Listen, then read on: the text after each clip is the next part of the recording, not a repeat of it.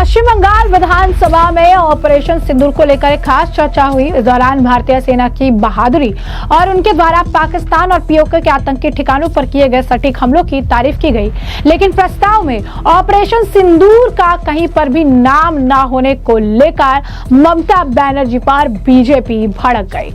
ममता बनर्जी ने इस दौरान न पाकिस्तान का नाम लिया, न इसे एक टेररिस्ट अटैक बताया और न ही उन्होंने इस प्रस्ताव के दौरान ऑपरेशन सिंदूर का जिक्र किया। जिसके बाद विपक्ष के नेता शुभेंदु अधिकारी ने विधानसभा स्पीकर विमान बंदोपाध्याय से अपील की कि प्रस्ताव में ऑपरेशन सिंदूर का नाम जरूर जोड़ा जाए। उन्होंने यह भी कहा कि ऑपरेशन भारतीय सेना की वीरता का प्रतीक है, अगर इसका नाम न शामिल करना सेना का अपमान है। वहीं शुभेंदु अधिकारी के बयान को लेकर तृणमूल कांग्रेस बौखला गई और उनके खिलाफ एक्शन की मांग भी कर दी। तो क्या है पूरा माजरा, क्या कुछ जो है ममता बनर्जी ने कहा था, किस तरीके से इस मामले को लेकर जो है प्रतिक्रिया देखने के लिए मिली है, इसके बारे में विस्तार से जान लेते हैं। तो आपको बता दें कि दरअसल ममता बनर्जी जो हैं वो इस मामले को लेकर बातचीत करती नजर आई। उन्होंने इस दौरान जो भी सेना है उन सेना को लेकर उन्होंने तारीफ की, लेकिन इस दौरान उन्होंने कई सारे ऐसे शब्दों थे जिन शब्दों का इस्तेमाल करने से वो बचे क्योंकि उन्हें राजनीति करनी थी। पश्चिम बंगाल के मुख्यमंत्री और तृणमूल कांग्रेस की प्रमुख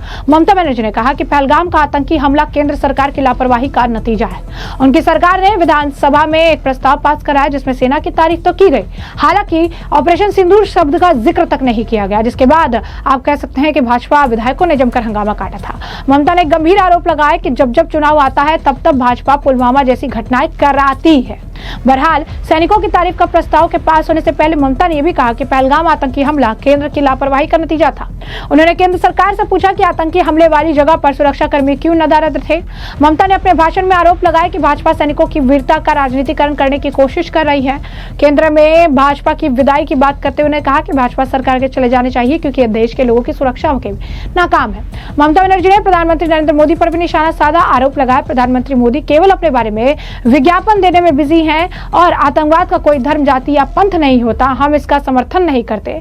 आतंकवादियों को सबक सिखाने की जरूरत है, हम सशस्त्र बलों की बहादुरी को जो है सलाम करते हैं। यानी साफ तौर पर ममता बनर्जी ने अपने इस पूरे बयान के द्वारा न ऑपरेशन सिंदूर का जिक्र किया, ना उन्होंने पाकिस्तान का जिक्र किया, ना उन्होंने किसी भी तरीके से ये कहा कि ये टेरर अटैक था। यहाँ पर भी ये जस्टिफाई करती नजर आई कि आतंकवाद की कोई भी जो है जात नहीं होता, कोई इसका धर्म नहीं होता है, हम इस चीज का समर्थन नहीं करते हैं। तो सारी बातें उन्होंने कही, लेकिन उन्होंने जो है जो बहुत सारी अहम चीजें थी, जो ऑपरेशन सिंदूर था, जो पाकिस्तान था, जो आतंकवाद की जो है लड़ाई लड़ी गई, जो आतंकवादियों के द्वारा किया गया आतंकी अटैक था, इन सब चीजों का जिक्र नहीं किया, इन शब्दों का इस्तेमाल नहीं किया। इसके बाद बीजेपी के नेता शुभेंदु अधिकारी ने कहा कि हमारी सेना ने आतंकवाद के खिलाफ जो साहस दिखाया उसे सही नाम के साथ सम्मान देना चाहिए। इस चर्चा के दौरान बीजेपी विधायक असीम सरकार ने भी अनोखे अंदाज में अपनी बात रखी। विधानसभा में भारतीय सेना के सम्मान पे गीत गाया जिसमें सभी का ध्यान खींचा। असीम सरकार ने कहा हमारी सेना ने देश की शान बढ़ाई। ऑपरेशन सिंदूर एक सैन्य कार्रवाई नहीं बल्कि देश की एकता और ताकत का प्रतीक है। प्रस्ताव में भारतीय सेना, नौसेना, वायुसेना के कोऑर्डिनेशन की तारीफ की गई। 22 अप्रैल को पहलगाम में हुए आतंकी हमले का जिक्र करते हुए कहा गया सेना ने इसका मुंहतोड़ जवाब दिया। प्रस्ताव में जम्मू कश्मीर के लोगों की एकता, सहनशीलता की भी सराहना की गई, लेकिन बीजेपी का कहना है ऑपरेशन सिंदूर का नाम न लिखना ममता बनर्जी की उदासीनता को दर्शाता है। वहीं आपको बता दें कि इस बात से यानी शुभेंदु अधिकारी के बयान से इस कदर बौखलाहट देखने के लिए मिली कि तृणमूल कांग्रेस के वरिष्ठ विधायकों के एक वर्ग ने विधानसभा परिसर के बाहर पश्चिम बंगाल के मुख्यमंत्री ममता बनर्जी के खिलाफ अपमानजनक और असत्य टिप्पणी करने को लेकर विपक्ष के नेता शुभेंदु अधिकारी के बयान को लेकर ही उनके खिलाफ विशेष अधिकार हनन का प्रस्ताव पेश कर दिया। विधानसभा अध्यक्ष विमान बनर्जी ने जानकारी दी, विधानसभा अध्यक्ष को सौंपा गया प्रस्ताव। वही आपको बता दें कि मीडिया में जो है बयान उन्होंने दिया और इसमें उन्होंने ये दावा किया कि मुख्यमंत्री ने जो भाषण दिया था ये भाषण ही गलत था। इस दौरान उन्होंने पाकिस्तान का जिक्र नहीं किया, उल्टा पाकिस्तान की प्रशंसा की और वह इतनी वाकपटुता के साथ की कि उन्होंने प्रधानमंत्री शहबाज शरीफ ने भी कभी ऐसा नहीं किया था। तृणमूल कांग्रेस के नेता ने बताया कि अधिकारी के खिलाफ शिकायत पर मंत्री चंद्रमा भट्टाचार्य, शोएब देव चट्टोपाध्याय, अरूप विश्वास, इंद्रनील सेन और विधायक निर्मल घोष ने हस्ताक्षर किए हैं और महापौर और मंत्री फरहाद हकीम भी इस पर आज जो है हस्ताक्षर कर देंगे। विधानसभा अध्यक्ष ने मीडिया से कहा कि मुझे प्रस्ताव मिला लेकिन मैंने अभी तक इसकी जांच या स्वीकृति नहीं दी है। मैं इसे सही समय पर पढ़ूंगा और मुझे उचित लगा तो इसे विधानसभा की विशेष अधिकार समिति को भेज दूंगा। अगर मुझे शिकायत निराधार लगी तो मैं इसे अस्वीकार भी कर सकता हूँ। एक अधिकारी ने बताया कि यदि शिकायत स्वीकार कर ली जाती है तो अध्यक्ष शिकायत को विधानसभा के उपाध्यक्ष आशीष बैनर्जी की अध्यक्षता वाली विशेष अधिकार समिति के पास भी भेज देंगे। अब ऐसे में आप समझ सकते हैं कि किस तरीके से ममता बनर्जी अपने वोट बैंक की राजनीति के लेकर शब्दों का इस्तेमाल नहीं कर रही थी, चीजें से बचने की जो है कोशिश कर रही थी। वही ममता के बयान को लेकर बीजेपी आईटी सेल के प्रमुख अमित मालविया ने लिखा, आज तृणमूल सरकार ने पश्चिम बंगाल के विधानसभा में कश्मीर में हुए हालिया आतंकवादी हमले की निंदा करते हुए भारतीय सेना की वीरता की प्रशंसा करते हुए प्रस्ताव पेश किया। अजीब बात यह है, प्रस्ताव में इस बात का कहीं जिक्र ही नहीं कि पाकिस्तान द्वारा किया गया आतंकवादी हमले को केवल एक अमानवीय हमला बताया गया। ऑपरेशन सिंदूर पर पूरी तरह से चुप्पी और भी अधिक आश्चर्यजनक है।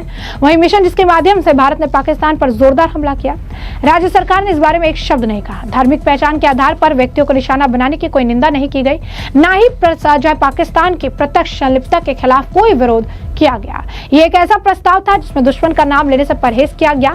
क्या ये वास्तव में राष्ट्र के लिए एक स्टैंड था?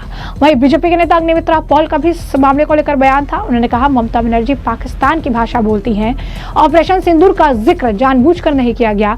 ममता के बयानों का इस्तेमाल कल पाकिस्तान में कल सुर्खियां बिटोरेगा और पाकिस्तान के अखबार डॉन में इनके बयानों की चर्चा खूब होगी। क्या कुछ कहना है अग्निमित्रा पॉल का, सुनिए। ऑपरेशन सिंदूर का जिक्र पर्पसफुली नहीं किया गया क्योंकि ममता बनर्जी वोट बैंक का पॉलिटिक्स करते करते 33% मुसलमान वोट बैंक को खुश करते करते डेलिबरेटली ये आज का रेजोल्यूशन में ऑपरेशन सिंदूर का नाम डिलीट कर दिया गया। और माननीय प्रधानमंत्री नरेंद्र मोदी जी जिसका नेतृत्व में ये लड़ाई हुआ, ये लड़ाई तो नहीं बोलेंगे, अटैक हुआ, इसको भी कहीं पर भी उनका जिक्र नहीं किया गया, डेलिबरेटली किया गया। और इसी का प्रश्न हम लोग उठाए हैं कि एक तरफ मुख्यमंत्री आप बहुत सम्मान दे रहे हैं हमारे सेना बाहिनी को और दूसरे तरफ आप ही पुलवामा और बालाकोट का टाइम हमारे सेना बाहिनी को लेकर आप प्रश्न किए थे कि सच में हुआ, सच में ये किया गया। तो आज हम जब ये इन प्रश्न उनके सामने रखे तो वो इतना गुस्सा हो गए कि मुझे व्यक्तिगत आक्रमण में वो नीचे आ गए। आज हम फैशन डिजाइनर है उसको बोल के वो अपमान किए।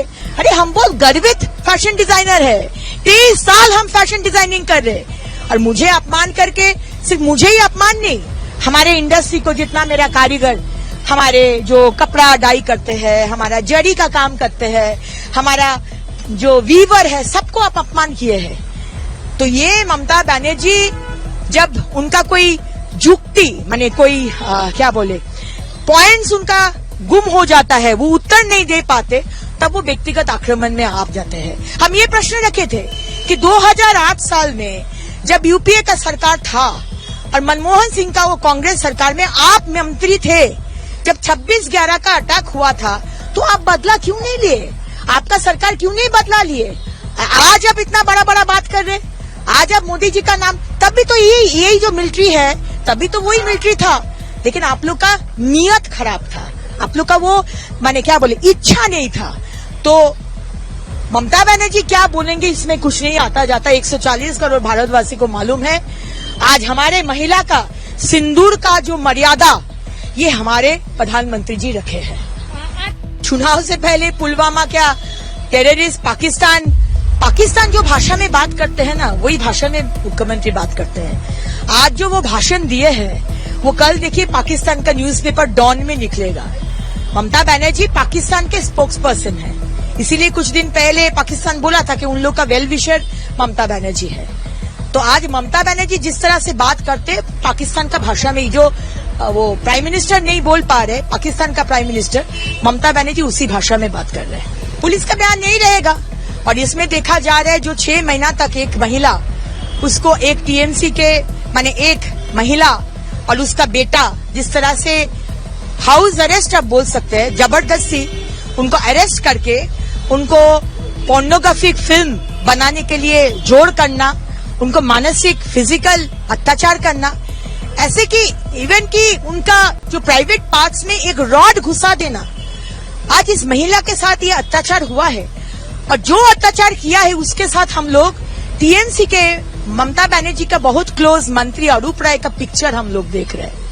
आज पश्चिम बंगाल में आपको कोई भी इलीगल काम आप कर सकते हैं, ममता बनर्जी बोलेंगे बांग्ला निजेर मेये के चाय, यानी Bengal wants her own daughter, लेकिन बंगाल के लड़की का ना कोई सम्मान, ना कोई सुरक्षा, पुलिस कुछ नहीं करता है। और आप अगर कुछ भी करे, कुछ दिन पहले टीएमसी के एक नेता, उनका एक वीडियो आया था जिसमें वो अपना जीभ को, टंग को निकाल के एक लड़की के साथ एक अश्लील वीडियो किया। वो लड़की ने एफआईआर किया, लेकिन ये टीएमसी के नेता के ऊपर कोई एक्शन नहीं हुआ, वो उनका पदोन्नति हो गया।